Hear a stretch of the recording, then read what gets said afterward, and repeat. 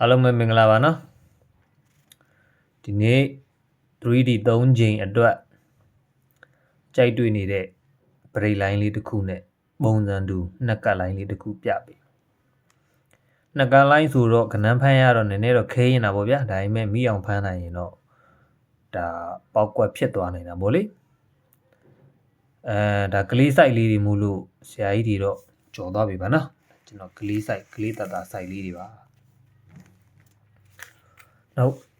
66နှစ်လို့ထွက်တယ်အောက်မှာ6ထိပ်တူ6ထိပ်လို့ရိုက်တယ်ပေါ့ဗျာပြီးရင်ဘေးမှာ64လို့တွဲတယ်တွဲပြီးတော့အပေါ်က3ထိပ်လေးက3နောက်ပေးလို့လှမ်းရိုက်လိုက်ပြီးတော့ထိပ်စီး3လုံးကို696လို့ထောင်လိုက်တယ်အဲ့မှာသူကဘူဘရိတ်တကန်းဘူဘရိတ်ကနန်းထွက်တကွက်ထွက်ပြီးတာနဲ့အောက်မှာ252ဆိုတဲ့ကနန်းဒဲလိုက်တယ်ပေါ့ဗျာဒုတိယကတ်ကအလိုပဲ66နှစ်လို့ထွက်တယ်အောက်မှာထိပ်တူထိပ်လို့ရိုက်ပြီးတော့ဘေးမှာ64လို့တွဲတယ်ပေါ့ဗျာ64လို့တွဲပြီးတော့အပေါ်က6ပိတ်လေးက6ပိတ်လို့လှမ်းပိတ်ပြီးတော့ထိထောင်3လုံးကို696လို့ထောင်လိုက်တယ်အဲ့ဒီထဲမှာဘူဘရိတ်145လို့ထွက်ပြီးတာနဲ့252ဆိုတဲ့ကဏ္ဍလေးကဒဲလိုက်ထွက်တာပေါ့နော်ဟုတ်ပြီကျွန်တော်ပထမကပြန်ကြည့်ရအောင်အဲ့3နောက်ပိတ်လေးရဲ့အပေါ်မှာ80ဆိုတဲ့ကဏ္ဍလေးကသူ့ရဲ့1နှစ်2နှစ်3နှစ်4နှစ်5နှစ်6နှစ်9နှစ်9နှစ်မြောက်ကလာခဲ့တဲ့ကဏ္ဍလေးပေါ့နော်9နှစ်မြောက်က90တဲ့ကဏ္ဍလေးက66နှစ်ရဲ့အပေါ်တပွဲကျော်မှာတဲကူးပြီးတော့နောက်နှစ်မှာ3ခုဆိုပြီးတော့ပတ်လေလေးပြန်ထွက်ပေးထားတာပေါ့အဲ့လိုပဲဒီဘက်မှာလည်း66နှစ်ရဲ့တပွဲကျော်က86ခုဆိုတဲ့ကဏ္ဍလေးကသူ့ရဲ့1နှစ်2နှစ်3နှစ်4နှစ်5နှစ်6နှစ်9နှစ်မြောက်က86ခုဆိုတဲ့ကဏ္ဍလေးရဲ့တဲကူးပြီးတော့နောက်ရက်တစ်နှစ်မှာ86ခုဆိုပြီးတော့68ခုဆိုပြီးတော့ပတ်လေလေးလိုက်ထွက်ပေးတာပေါ့နော်ဟုတ်ပြီအဲ့ထဲမှာကျွန်တော်တို့ဘာတွေဖြစ်လဲကျွန်တော်ကြည့်လိုက်တဲ့အခါဒီ66နှစ်ကနေရှိမယ်ပေါ့နော်1 2 3 4 5 6 8 9 10 11 12 13 14ပင်မြောက်မှာထွက်ခဲ့တဲ့ကဏ္ဍကသူ့ရဲ့တပွဲကျော်ကဏ္ဍမှာတဲ့နော်သူ့ရဲ့ရှေ့ကြားထဲမှာ3ခါလို့ခံပြီးတော့တပွဲကျော်ပြန်ကြဖြစ်ခဲ့တဲ့ကဏ္ဍသူ့ရဲ့ဘေးမှာလဲ9ထိပ်သူကလဲ9ထိပ်မို့လို့သူ့ရဲ့ဘေးမှာလဲ9ထိပ်သူ့ရဲ့အောက်မှာလဲ9ထိပ်9ဆိုတဲ့3ချက်ကိုခွေခဲ့တာပေါ့ဗျာ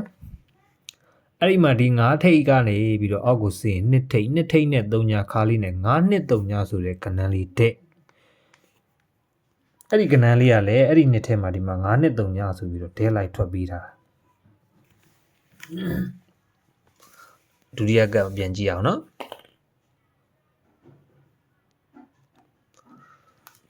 ဒုတိယကမှာလည်းအဲ့ဒီလိုပဲဒီ66နှစ်ကနေပြီးတော့14ပင်ရီလိုက်ရင်633ဆိုတဲ့ကဏ္ဍလေးကအပေါ်ကတပွဲကျော်ကနေပြန်ကြဆင်းလာခဲ့တာဂျားထဲမှာ3ခါလို့ခံထားတယ်ပေါ့ဗျာ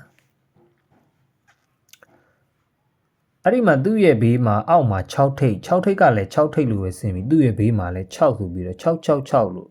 ထိပ်3လုံးခွေထားတယ်ပေါ့ဗျာဒီ6ထိပ်ကနေပြီးတော့အောက်ကိုဆင်းရင်8ထိပ်8ထိပ်နဲ့ခွန်ခါလေးနဲ့68ခွန်ဆိုတဲ့ကဏ္ဍလေးကလည်းဒီနှစ်ထဲမှာဒဲအနေနဲ့လာထွက်ပြီးထားတယ်ပေါ့နော်ဟုတ်ပြီအဲ့ဒါဆိုရင်ကျွန်တော်တို့အခုထွက်မဲ့ကဏ္ဍနေရာလေးကဒီ935နေရာလေးပေါ့ဒီမှာနှစ်ကထဲဆိုတော့ကဏ္ဍဖမ်းရခဲရင်ပြီပေါ့ဗျာ935ကိုကျွန်တော်အတွေးကျွန်တော်အယူဆတော့ဘယ်လိုယူဆလဲဆိုရင်ဒီကဏ္ဍ3လုံးပြန်ကြဖြစ်ခဲ့တဲ့ဒီကဏ္ဍ3ခွက်ပေါ့ဗျာ935တပင်ကျော်950လို့ကြော်ခဲ့တဲ့ကဏ္ဍ3ခွက်ကိုထိပ်စီး3လုံး935ကိုဒီဘက်ကိုပို့တယ်လို့ကျွန်တော်ယူဆလိုက်တယ်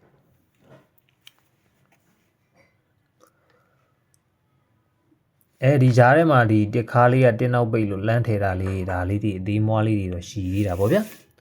အဲ့ဒါဆိုရင်ဒီမှာအဲ့ဒီလိုမျိုးကဏ္ဍထည့်ခဲ့မယ်ဆိုရင်ဒီ633ကနေ633 336နှစ်ကွက်ထိတ်ထောင်3လုံးက336ဆိုတဲ့ကဏ္ဍ336ပေါ့ဗျာထိတ်ထောင်3လုံး336ကိုကျွန်တော်ဒီနေရာမှာပေါက်ကွက်ဖြစ်မလားကျွန်တော်ကြည့်ကြည့်တာ ည3ညဆိုတော့6 break ပေါ့နော်6 break line ကကျွန်တော်ကလင်ဒါမှာရှာကြည့်ထားတယ်ဒီမှာကလင်ဒါမှာ6နှစ်ကိုလို့ဒဲထွက်တာ3ကပဲရှိတယ်လို့ထင်တယ်ပဲကျွန်တော်ရှာထားတယ်မတွေ့ပဲကြံခဲ့ရင်လည်း sorry ဗျာနော်ရှာရင်လည်းရှာကြည့်ကြအောင်6နှစ်ကိုလို့ထွက်ပြီးရင်ဒီမှာ6 break လို့ကြာရနော်6နှစ်ကိုလို့ဒဲထွက်မှာတခြားပတ်လည်ကဏ္ဍတွေဆိုရင်တော့6 break ဖြစ်မထားဘူးဒီမှာလည်း6နှစ်ကိုလို့ထွက်တာ ਨੇ အောက်မှာ6 break ပဲအခုဒီမှာ6နှစ်ကိုလို့ထွက်သွားပြီအောက်မှာ6 break လာပေါ့နော်အဲ့တော့6 break နောက်တစ်ခုကဒီခွန်30ပေါ့နော်နှစ်ကြိမ်မှာဒီနှစ်ဦးနှစ်ကြိမ်မှာခွန်30လို့ထွက်တာ3ခါရှိတယ်ပေါ့နော်ပထမတစ်ခါဒီမှာဒီခွန်30ကနေပြီးတော့တစ်နှစ်နှစ်နှစ်3နှစ်4နှစ်5နှစ်6နှစ်ရီအောက်မှာ6 break ပဲဒီခွန်30ကနေလည်းတစ်နှစ်နှစ်နှစ်3နှစ်4နှစ်5နှစ်6နှစ်ရီရင်လည်းအောက်မှာ6 break ပဲဗျဒီ6 break တွေဖမ်းတာတော့ဒီမှာအပိတ်တူအပိတ်လို့ဆင်းပြီးတော့3ညထိတ်နဲ့6 break ပေါ့ဗျာဒီမှာဆိုရင်အပိတ်တူပိတ်လို့ထွက်တယ်3ညထိတ်နဲ့6 break ပေါ့3ည5လေးအဲ့ဒါအခုဒီမှာဆိုလို့ရှိရင်390ကနေတစ်နှစ်နှစ်နှစ်3နှစ်4နှစ်5နှစ်6နှစ်6နှစ်ရည်ရင်အောက်မှာ6 break အပိတ်တူအပိတ်နဲ့ဆိုလို့ရှိရင်3ညထိတ်အပိတ်တူပိတ်နဲ့ဆို3ည9လို့တဲထိုးရမှာပေါ့ဗျာဒါကတော့3ည9ပေါ့နော်ဒီ6နှစ်ကိုလိုက်နေကြတော့ကျွန်တော်တို့ကဒီထိပ်စီးတစ်လုံးထည့်ရင်အပိတ်ရတယ်ဆို10ကွက်လိုင်းဖြစ်သွားမှာပေါ့နော်ဒီမှာ4ထိပ်လို့ထည့်လိုက်လို့6နဲ့4နဲ့ကို3ညဆိုပြီးဖြစ်လို့3ညနောက်ပိတ်နဲ့ break 9ပေါ့ဗျာအဲ့လိုလားအဲ့လိုစဉ်းစားလို့လည်းရတယ်ပေါ့နော်ဒီမှာ6နှစ်ကိုဆို1ထိပ်လို့ထည့်လိုက်လို့1နဲ့6နဲ့ကိုခွန်လို့ဖြစ်ပြီးတော့အဲ့ဒီခွန်ကနောက်ပိတ်ပြီးတော့ break 9ပေါ့ဗျာဒီမှာဆိုလို့ရှိရင်3ညထိပ်ထည့်မယ်ပေါ့3ညထိပ်ထည့်မယ်ဆိုရင်3ညနဲ့6နဲ့ပေါင်းလို့6မို့လို့အဲ့6ကနောက်ပိတ်ဖြစ်ပြီး break 9ဆိုရင်ဒီ3ည36နဲ့ကိုက်တယ်တစ်ထိပ်ဆိုလို့ရှိရင်တော့ခွန်နောက်ပိတ်နဲ့ break 9ဆိုတစ်ခွန်ပေါ့ဗျာနှစ်ထိပ်ဆိုလို့ရှိရင်8နောက်ပိတ်နဲ့ break 9မို့လို့298 3ထိပ်ဆိုလို့ရှိရင်9နောက်ပိတ်နဲ့ break 9မို့လို့3ခွန်9အဲ့ဒီလို10ကွက်လိုင်းထိုးအောင်ပေါ့နော်6နဲ့9ကနေအောက်ကို break 9ထွက်ခဲ့တယ်ဆိုဒီ390လိုင်းကနေကြရင်လေသူကအပိတ်တူပိတ်3ညထိပ်တွေနဲ့6 break တွေကရိုက်တာဒီဘက်မှာ6 break ကမာတယ်လို့ကျွန်တော်ယူဆတယ်ပြီးတော့336ပေါ့နော်336 633လို့ထွက်မလား336လို့ထွက်မလားကနန်းကတော့အလုံးလိုက်တာဆိုတော့သူထွက်ချင်တာထွက်မှာပေါ့လေဒါပေမဲ့ကျွန်တော်တို့လိုက်ကြည့်ရတာပေါ့အဲ့ဒီကနန်းလေးတွေပြချင်လို့ပေါ့နော်ဒီဘက်မှာ633 633 336 339နဲ့ကျန်တဲ့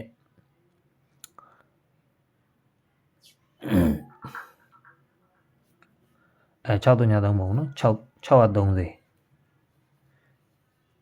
ကျန်တဲ့6 break 10ကွက် line ပေါ့10ကွက် line က3ည36တို့10ကွက် line ကိုကနေကိုတွက်ကြည့်ပေါ့ဗျာ3ညထိတ်ထည့်ရင်6နောက်ပိတ်ရမှာတစ်ထိတ်ထည့်ရင်9နောက်ပိတ်ရမှာပေါ့နော်အဲ့ဒါ break 9တွေပေါ့နောက်တစ်ခုကကျွန်တော်3ခါပေါ့နော်3ခါကိုပြောချင်တယ်3ခါကကျွန်တော်တို့ဒီမှာကလင်ဒါမှာနှစ်ဦးပေါ့နော်96လို့ထိပ်စီး3လုံးထောင်တယ်ထိပ်စီး3လုံးထောင်3ခုရှိတယ်ပေါ့နော်96လို့ထိပ်စီး3လုံးထောင်တယ်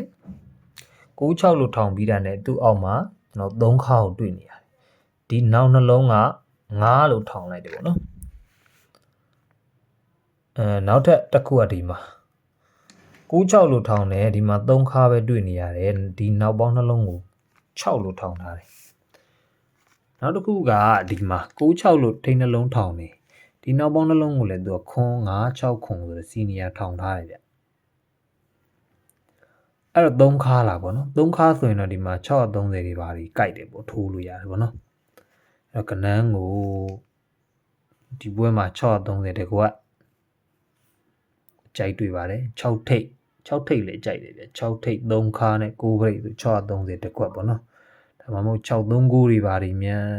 နှစ်ကလိုင်းဆိုတော့ကနန်းစဉ်းစားရတော့ခတ်တာပေါ့ဗျာဒါပေမဲ့ကိုကြိုက်တဲ့ကနန်းတကွမိုင်အောချရင်တော့630 336ပေါ့နော်အဲ့နှစ်ကွကြိုက်ပါတယ်ကြိုက်တွေ့ရင်တော့ကစားပါဒီဘွဲ9ဘရိတ်တော်တော်လေးကြိုက်တယ်ပေါ့နော်ကျေးဇူးပါ